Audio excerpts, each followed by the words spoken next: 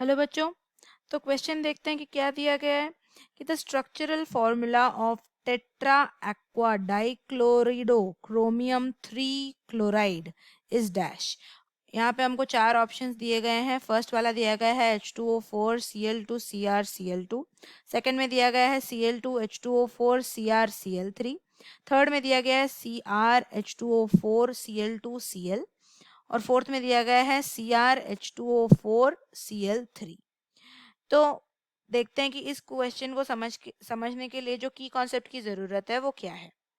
की कॉन्सेप्ट ये है कि हमको पता रहना चाहिए कि एक कॉम्प्लेक्स कंपाउंड का नोमेनक्लेचर करने के लिए क्या रूल्स फॉलो होते हैं। तो पहले हमेशा क्या करते हैं कि कैटायन का नाम लिखते हैं, उसके बाद अनायन का नाम लिखते हैं। अभी कैटायन और अनायन में से जो भी कोऑर्डिनेशन स्फीयर है, अगर एक कोऑर्डिनेशन स्फीयर का नेमिंग किया जाए तो पहले लिगेंड का नाम लिखते हैं। लिगेंड का नाम लिखने के बाद सेंट्रल मेटल आयन का नाम लिखते हैं।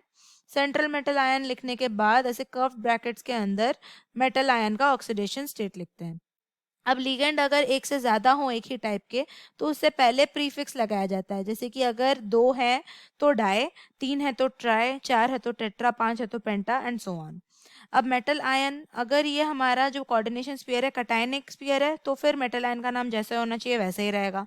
और अगर अनायनिक स्फीयर है तो वहां पे एक सफिक्स लगाया जाएगा, वो है ATE8। ये हो गया हमारा मेटल आयन। अभी ऑक्सीडेशन स्टेट देखेंगे तो ऑक्सीडेशन स्टेट हमेशा ही रोमन स्टाइल में लिखा जाता है, रोमन स्टाइल में।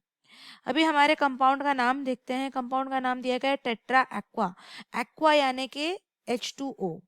अब टेट्रा एक्वा यानी कि H2O चार है ना। फिर डाइक्लोरिडो, डाइक्लोरिडो यानी कि क्लोरीन दो है।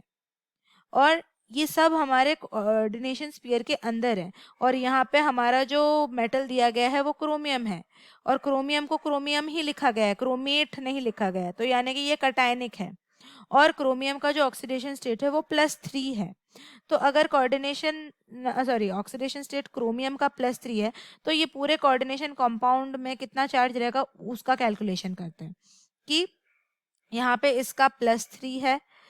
H2O के लिए हम हमेशा 0 लेते हैं कंट्रीब्यूशन, इलेक्ट्रॉनिक कंट्रीब्यूशन। और यहाँ पे क्लोरीन का जो कंट्रीब्यूशन रहता है वो -1 रहता है। तो दो क्लोरीन के लिए -2 इज इक्वल टू x। हमको चार्ज निकालना है कि यहाँ पे कितना चार्ज रहेगा। तो इस हिसाब से यहाँ पे +3 -2 इज इक्वल टू x।